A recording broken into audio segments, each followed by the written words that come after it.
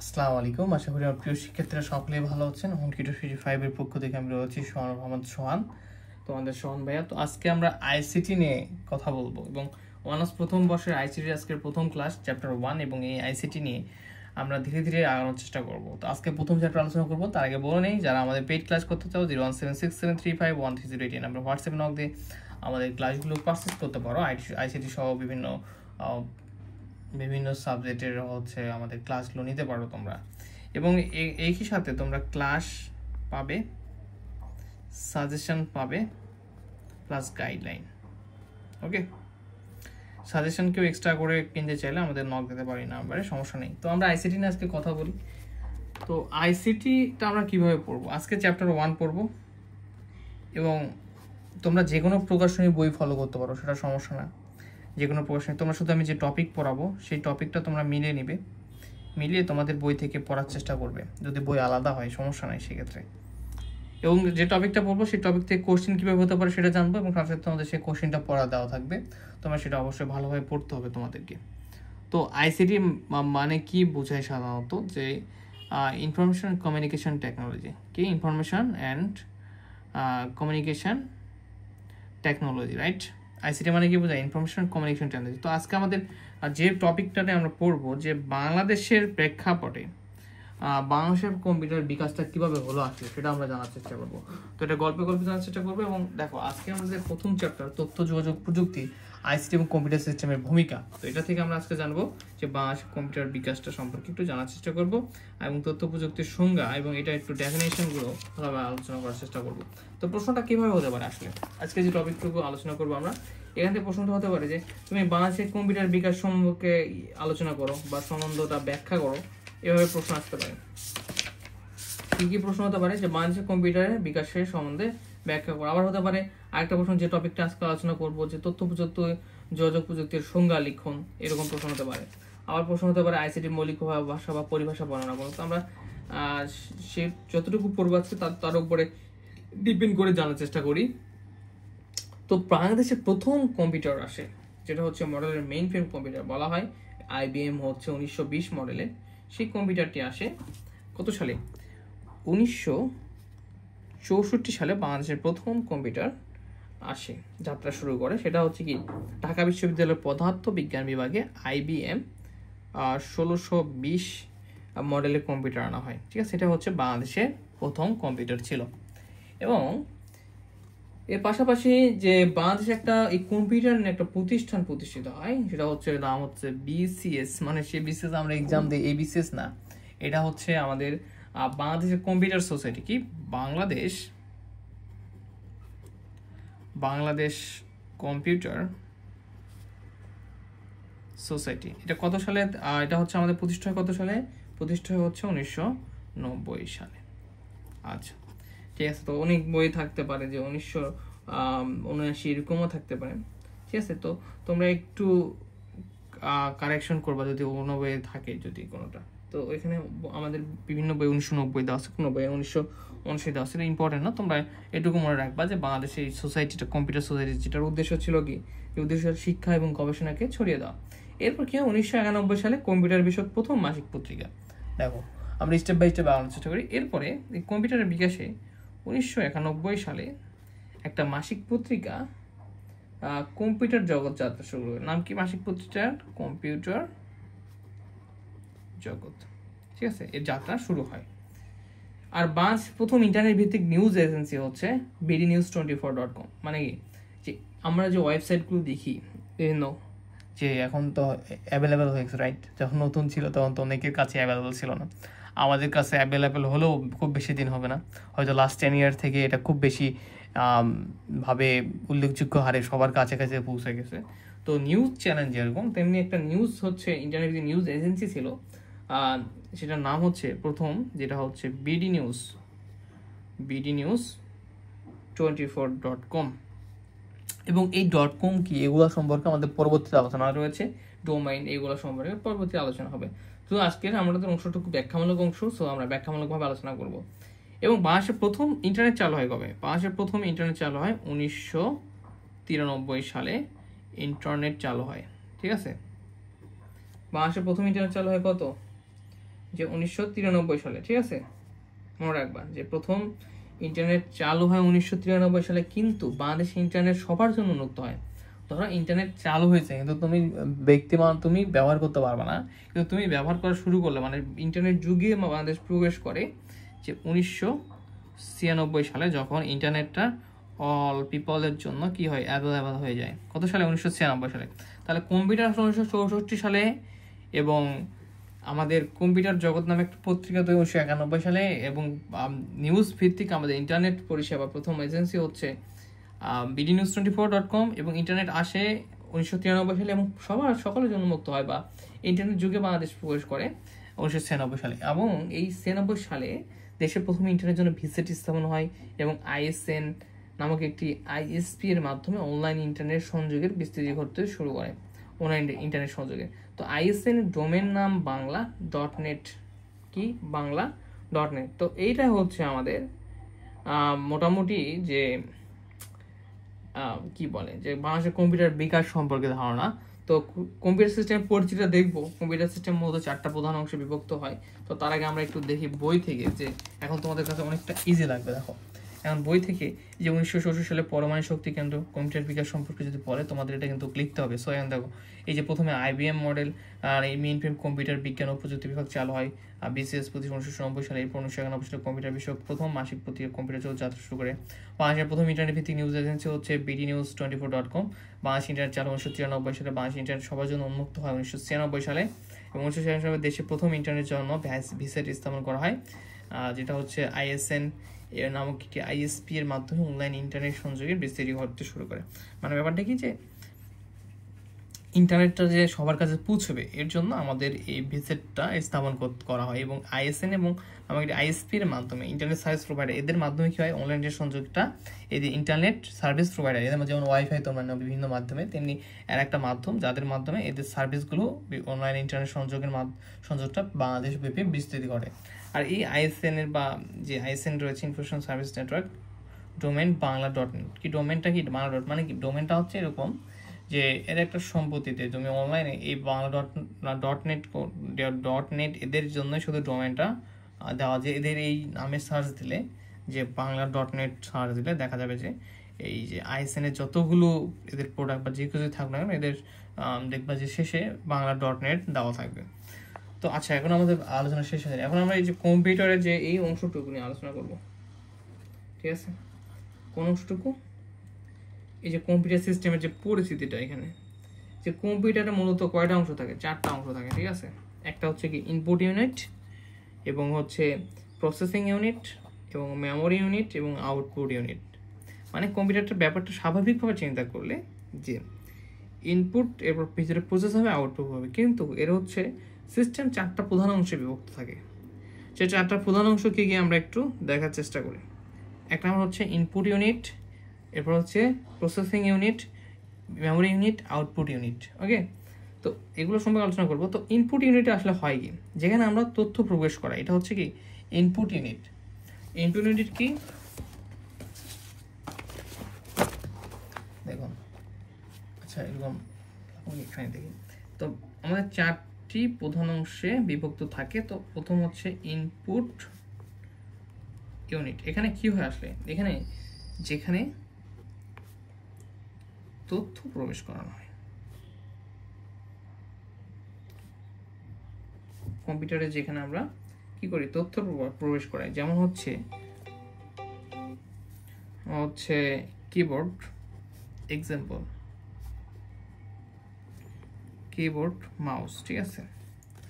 এরপর আমরা যদি দেখি যে হচ্ছে প্রসেসিং ইউনিট। প্রসেসিং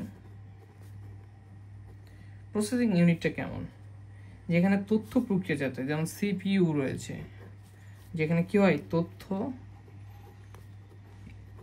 প্রক্রিয়াজাত হয়। ওকে, এরপর যদি আমরা দেখি 3 নাম্বারটা হচ্ছে মেমোরি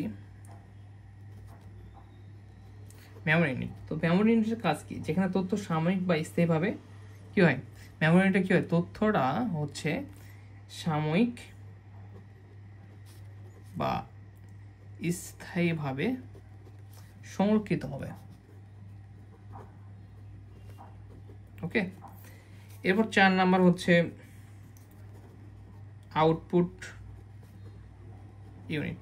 আউটপুট ইউনিট কাজ হচ্ছে যেখানে তথ্য দেখা যায় বা ব্যবহার করা, যেমন হচ্ছে মনিটর বা প্রিন্টার। যে তথ্যগুলো প্রক্রিয়াজাত হলো সেগুলো আমরা যেখানে তথ্যগুলো দেখাতে পারবো বা প্রিন্টারের মাধ্যমে বের করতে পারবো, ব্যবহার করতে পারবো, সেটা হচ্ছে আউটপুট ইউনিট। যে কি লিখবা তোমরা, যেখানে যে আমাদের তথ্যগুলা ব্যবহার দেখা যায়, তথ্য প্রক্রিয়াজাত তথ্য আমাদের দেখা যায় বা হচ্ছে কি ব্যবহার করা যায়। ওকে, তোমরা সুন্দরভাবে লিখে নিবা।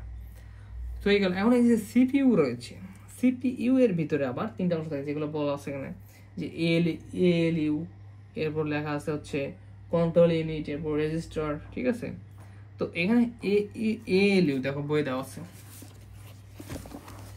এ কন্ট্রোল ইউনিট, এএলইউ, রেজিস্টার, এগুলো কি? কন্ট্রোল ইউনিটটা হচ্ছে এই কন্ট্রোল ইউনিটটা পুরো সিস্টেমটাকে নিয়ন্ত্রণ করবে।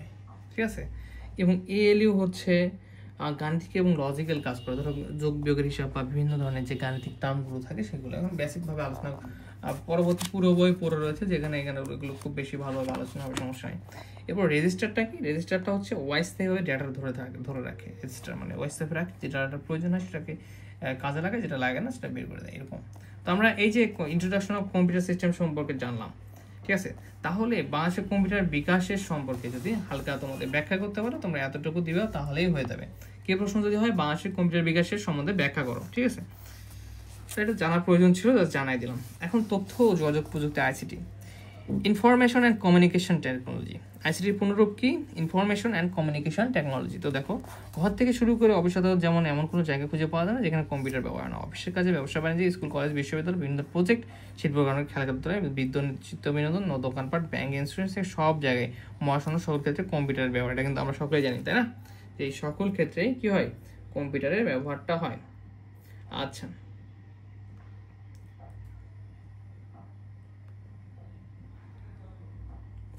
তো এখানে মূলত দুইটা টেকনোলজির সমন্বয়ে আইসিটি তৈরি, একটা হচ্ছে ইনফরমেশন টেকনোলজি, একটা হচ্ছে কমিউনিকেশন টেকনোলজি। তো এটা তো সাধারণভাবে পড়ে নিবা। আর দেখো, এটাও তো তোমরা পড়ে নিবা, তথ্য পদ্ধতির ব্যাপারটা। তারপরে আমি একটু হালকা এটা 1.1টা হালকা আলোচনা করে দিয়ে বই থেকে দেখাই দিচ্ছি। তো দেখো, আমাদের এতটুকু চলে গেল শেষ। এখন আমরা আলোচনা করবো আইসিটি, ডেফিনেশন অফ আইসিটি। তো আইসিটিটা কি আসলে? আইসিটি হচ্ছে যে ধরো যে এমন এক প্রযুক্তি যার সাহায্যে আমরা বিভিন্ন ধরনের যার সাহায্যে তথ্য সংগ্রহ, প্রক্রিয়াকরণ, সংরক্ষণ, সৃষ্টি বা প্রচার বা বিনিময় করা যায়। ঠিক আছে, আমরা দেখতেছি সঙ্গে আমরা দেখবো যেমন ধরো যে আইসিটির কাজটা কেমন। ধরো মোবাইল ফোনে ইন্টারনেট আমরা ব্যবহার করতেছি, ইমেল পাঠাচ্ছি, অনলাইন ক্লাস নেওয়া, এগুলো হচ্ছে আইসিটির আমাদের ব্যবহার। ঠিক আছে, আইসিটি ডেফিনেশন অফ আইসিটি আমি সংক্ষেপে লিখলাম।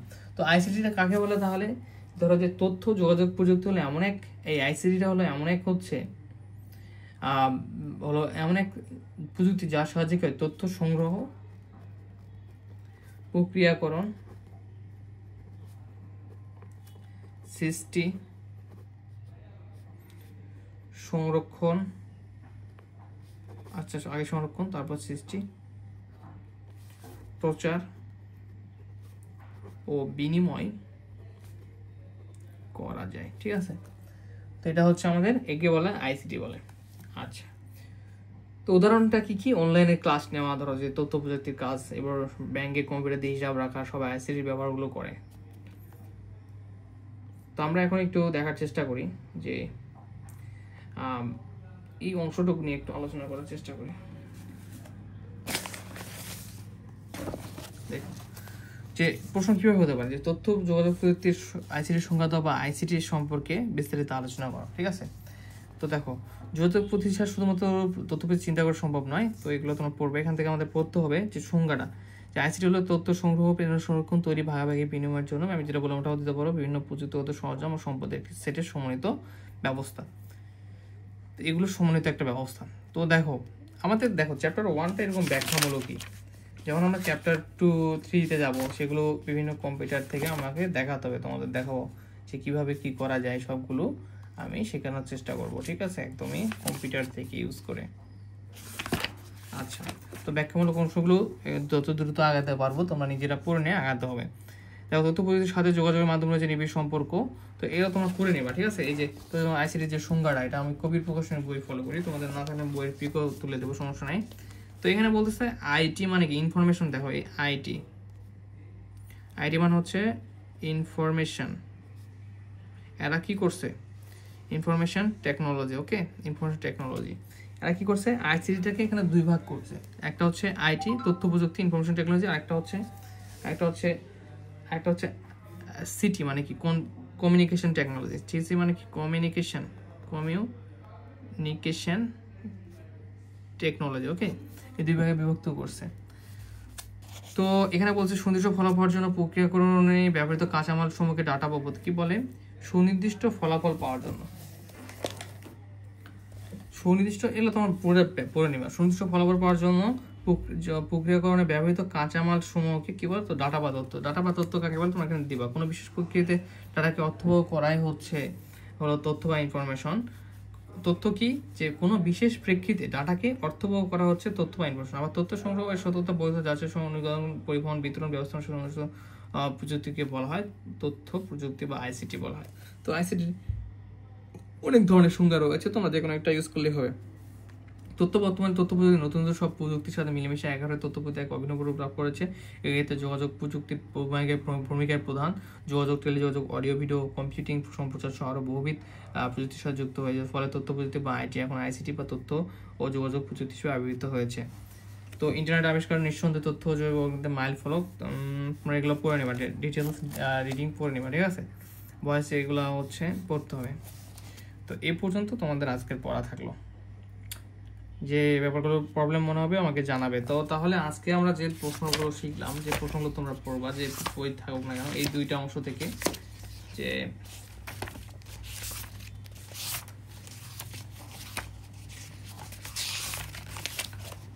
প্রথম প্রশ্ন হচ্ছে যে বাংলাদেশের কম্পিউটার বিকাশ সম্বন্ধে ব্যাখ্যা এবং তথ্য প্রযুক্তি বা আইসিটির সংজ্ঞা লেখো। তো সংজ্ঞাটা কিভাবে লিখবে, সংজ্ঞাটা আমরা দেখেছি যে সংজ্ঞাটা কেমন। এই যে সংজ্ঞা, তথ্য আইসিটি প্রযুক্তির সংজ্ঞা, এইখান থেকে তোমরা হালকা এখান থেকে কিছু এই যে এই পর্যন্ত দিবা, তাহলেই হবে, ঠিক আছে। এই পর্যন্ত দিবা, তাহলে আমাদের একদম কারেক্ট অ্যান্সার পাবো। এর পরেও ধীরে ধীরে আরও বিস্তারিত আসবে। এখন তোমাদের বইটা সম্পর্কে বিস্তারিত জানতে হবে, ঠিক আছে। তো আজকের পড়াটা তোমাদের কই পর্যন্ত, এই যে বাংলাদেশের কম্পিউটার বিকাশ থেকে এবং হচ্ছে তথ্য প্রযুক্তির যে আইসিটি এবং মূলধনের পরিভাষার উপর থেকে তোমরা পড়ে নিবা, ঠিক আছে। ধীরে ধীরে আমরা খুব বেশি ফাস্ট আগাবো এবং পরবর্তীতে কি প্রশ্ন করতে হবে, কীভাবে পড়তে হবে সেগুলো দেখাই দেবে, সমস্যা নেই। ওকে, নেক্সট ক্লাসে আমরা আরও কিছু আলোচনা করবো। সে পর্যন্ত সকলে ভালো সুস্থ হবে। তবে দেখো চ্যাপ্টার 1টা মোটামুটি রিল্যাক্স আছে, ব্যাখ্যামূলক। যখন তোমরা ধীরে ধীরে যাবো পরবর্তী চ্যাপ্টারগুলোতে, যেমন এই যে এগুলো পুরোপুরি ফন্ট স্টাইল, এগুলো পুরোপুরি আমাদের কী করতে হবে, আমাদের কম্পিউটার ইউজ করে আমি তোমাদেরকে শেখাই দেবো কম্পিউটার থেকে, যে কীভাবে কী করতে হবে, ফন্ট স্পেসিং, কলাম, এগুলো আমাদের অনেক কাজ আছে। সো আমরা চ্যাপ্টার 1টা যত দ্রুত পারি তত দ্রুত শেষ করার চেষ্টা করবো, কারণ আমাদের পরবর্তীতে অনেক কাজ আছে যেগুলো আমাদের প্র্যাকটিক্যালি দেখাতে হবে তোমাদের। ওকে, সকলে ভালো থাকবে, সুস্থ থাকবে। নেক্সট ক্লাসে দেখা হবে আবারও। সকলে ভালো, আসসালামু আলাইকুম।